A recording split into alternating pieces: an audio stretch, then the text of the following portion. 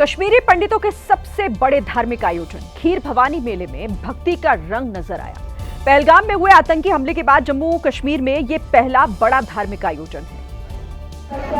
खीर भवानी मेले के लिए जम्मू के साथ साथ देश के कोने कोने से हजारों की संख्या में श्रद्धालु कश्मीर घाटी पहुंचे। गांदरबल के तुलमुला गांव का नजारा देखने लायक रहा।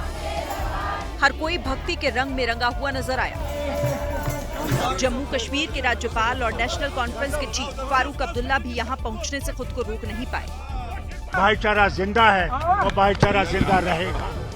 हर साल लगने वाले खीर भवानी के मेले में महबूबा मुफ्ती भी पहुंची और कश्मीरी पंडितों के लिए आवाज उठाई। हम भी कश्मीरी पंडित भाई बहनों का इस्तेमाल करने आए हैं कि जम्मू कश्मीर नामुकम्मल है जब तक वो यहाँ बाइज्जत तरीके से वापस नहीं आते हैं।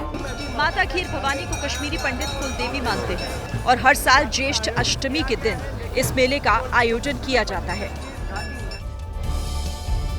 उत्तर प्रदेश के बहराइच में आदमखोर भेड़िया फिर लौट आया है। बहराइच के महसी इलाके में आदमखोर भेड़िए ने एक बच्चे को अपना शिकार बना लिया। और हुआ यूं कि जब गांव वाले चैन की नींद सो रहे थे तभी दबे पांव एक भेड़िया आया और मां की गोद में सो रहे एक बच्चे को उठाकर ले गया। बरामदा में पौड़े रहा, लड़के बिटिया सब पौड़ाए रहा, दोनों ठोरन का हम भी पौड़े रहा। रात में भेड़िया उठाए ले गवा। अपने 2 साल के बेटे की जान बचाने के लिए माँ बाप भेड़िए के पीछे पीछे दौड़े, लेकिन भेड़िए का कहीं कुछ पता नहीं लग पाया। परिवार वालों ने गांव वालों के साथ जंगल भेड़िए और अपने 2 साल के बेटे की तलाश की तो बच्चे का शव पास के गन्ने के खेत में मिला, जिसके बाद बच्चे के शत विक्षत शव को देखकर परिवार वाले फूट कर रोने लगे। भेड़िए की एंट्री से एक बार फिर बहराइच में दहशत फैल गई है, क्योंकि बहराइच के महसी इलाके में ही पिछले साल भेड़िए ने 10 बच्चों को अपना निवाला बनाया था और भेड़िए के हमले में 60 से ज्यादा लोग घायल हुए थे। इसलिए भेड़ियों को पकड़ने के लिए वन विभाग ने अपनी तैयारियां शुरू कर दी है। दुनिया के कोने कोने में पाकिस्तान को बेनकाब करने वाला सर्वदलीय प्रतिनिधि मंडल अब देश लौटने लगा है। भारतीय सांसदों के डेलीगेशन ने 33 देशों के सामने पाकिस्तान के आतंकी चेहरे की पोल खोली। सुबह करीब 9:30 बजे सबसे पहले बीजेपी सांसद बैजयंत पांडा के नेतृत्व में विदेश गया सर्वदलीय प्रतिनिधि मंडल दिल्ली एयरपोर्ट पहुंचा। इस प्रतिनिधि मंडल ने सऊदी अरब, कुवैत, बहरीन और अल्जीरिया में भारत की बात रखी। ये टूर बहुत ही सफल रहा। हम जो 4 देशों में गए थे, बहरीन, कुवैत, सऊदी अरेबिया और अल्जीरिया, चारों देशों आतंकवाद के खिलाफ कदम उठा चुके हैं और वो उनका स्टैंड भी स्पष्ट है। वो भारत को समझते हैं। इसके बाद डीएम के सांसद कनिमोझी के नेतृत्व में 4 देशों का दौरा करने वाला प्रतिनिधि मंडल भी पाकिस्तान की पोल खोलकर देश लौटा। अब खबर ये है कि 9 या 10 जून को पीएम मोदी इन सभी 7 प्रतिनिधि मंडल के सांसदों से मुलाकात करेंगे। इसके अलावा ये सभी सांसद विदेश मंत्री के साथ भी विदेश दौरों की जानकारी और अनुभव शेयर करेंगे। दिल्ली पुलिस ने एक ऐसे युवक को गिरफ्तार किया है जिस पर एक तरफा प्यार में एक लड़की की हत्या करने और फिर उसके सबूत मिटाने के आरोप लगे हैं। ये घटना महरौली के पास संजय वन की है, जहां पर 18 साल की लड़की का शव बरामद हुआ।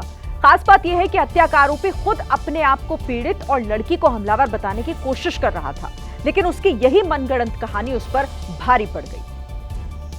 18 साल की महक जैन का शव दिल्ली के महरौली के संजय वन में मिला था। आरोप है कि पहले महक का गला दबाकर हत्या की और फिर चाकुओं से कई बार गोदा किया। संजय वन के इसी पार्क में सिरफिरे आशिक ने महक नाम की एक लड़की की निर्मम हत्या की। न केवल उस लड़की की हत्या की बल्कि उसको जलाया भी। लेकिन आरोपी अर्शकृत ने साजिश को अंजाम देने के बाद जो कुछ भी अपने घर में बताया, उसी ने हत्या की परतें उधेड़ डाली और फिर सामने आई सिरफिरे आशिक की खूनी करतूत। असल में महक के गायब होने के बाद अर्शकृत के पिता ने ही महक जैन के पिता को उनकी बेटी की शिकायत करने के लिए फोन किया था। उन्होंने बताया था कि महक ने महरौली के संजय वन में उनके बेटे को चाकू मारकर घायल कर दिया, क्योंकि महक की हत्या की कोशिश के समय हमला करते वक्त खुद अर्शकृत को चाकू लग गया था, जिसके पीछे उसने अपने घर में महक पर आरोप लगाया था। बेटे की इसी झूठ को सच समझकर अर्शकृत के पिता ने महक के पिता को फोन कर दिया था, जिसकी जानकारी महक के परिवार ने जहांगीरपुरी थाने में दी थी। जहांगीरपुरी थाने ने इसकी जानकारी महरौली थाने को दी और उसी के बाद महरौली के संजय वन में मिला महक का अधजला शव। जहांगीरपुरी के रहने वाले महक जैन के पिता के बयान के बाद दिल्ली पुलिस ने अर्शकृत को हिरासत में लिया। उससे पूछताछ शुरू की गई। शुरुआत में अर्शकृत ने पुलिस को गुमराह करने की काफी कोशिश की, लेकिन पुलिस के दबाव के आगे वो टूट गया और फिर हत्या की साजिश की जो परतें खुली, उसने हर किसी को दहला दिया। आरोपों के मुताबिक अर्शकृत ने महक को मेहरौली के संजय वन में बुलाया और फिर उसकी हत्या कर दी। ये ऐसी जगह थी जहां पार्क के गार्ड भी जाने से बचते हैं। पुलिस के मुताबिक कड़ाई से पूछताछ में अर्शकृत ने बताया कि पूरी प्लानिंग के साथ वो 1 जून की सुबह 8:45 पर संजय वन पहुंच गया था, जहां ठीक 1 घंटे के बाद महक आई थी। दोनों के आने जाने की टाइमिंग वहां लगे सीसीटीवी में मैच हो गई है। इसी सीसीटीवी कैमरे में दिल्ली पुलिस ने देखा कि अर्श सुबह 8:30 बजे इस पार्क में अकेला आया था। उसके बाद 9:45 पर महक नाम की लड़की इस पार्क में गई। उसके बाद दोनों एक साथ अंदर गए। उसके बाद 12:30 बजे के करीब खून में सना अर्शकृत बाहर आता हुआ दिखा। जानकारी के मुताबिक अर्शकृत और महक एक दूसरे को 1 साल से जानते थे। दोनों ही दिल्ली यूनिवर्सिटी के स्कूल ऑफ ओपन लर्निंग के स्टूडेंट थे। सवाल यहाँ ये उठता है कि आखिर दोनों के बीच ऐसा क्या हुआ कि अर्शकृत ने महक को रास्ते से हटाने जैसा खौफनाक कदम उठा लिया। अभी तक की जानकारी के मुताबिक दिल्ली के जहांगीरपुरी की रहने वाली महक जैन के परिवार को अर्शकृत से उनकी बेटी का मिलना पसंद नहीं था। वो नहीं चाहते थे कि अर्शकृत उनकी बेटी से मिले। इसको लेकर अर्शकृत से महक के परिवार की लड़ाई भी हुई थी। आशंका जताई जा रही है कि महक भी परिवार के फैसले के साथ थी, लेकिन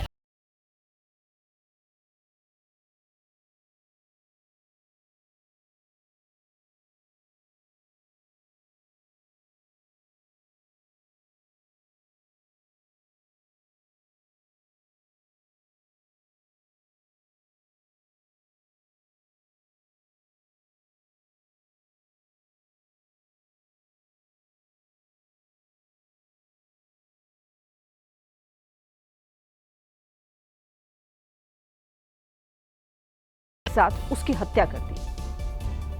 पुलिस की गिरफ्त में खड़े इस आरोपी ने पहले अपने प्रेमिका पर पेचकस से एक के बाद एक 35 वार किए, फिर उसका गला घोट दिया और शव को वही खेत में छोड़ मौके से फरार हो गया। हालांकि ज्यादा देर तक वो पुलिस से बच नहीं पाया और पुलिस के हत्थे चढ़ गया। जो रफी है, जो कि मिलक मनाठे का ही रहने वाला है, उसको हिरासत में लेके उसको जेल भेज दिया गया है। उसके पास से 2 मोबाइल फोन एवं एक पिस्टल जिससे की बात किया गया था वो उससे बरामद हुआ। पूछताछ में आरोपी रफी ने पुलिस को बताया कि उसकी प्रेमिका गांव के किसी और लड़के से बात करने लगी थी और लंबे वक्त से वो उससे बात नहीं कर रही थी, जिस पर उसने अपनी प्रेमिका को मौत के घाट उतार दिया। पोस्टमार्टम रिपोर्ट में मृतका के गुप्तांगों पर भी पेचकस से वार के निशान मिले हैं।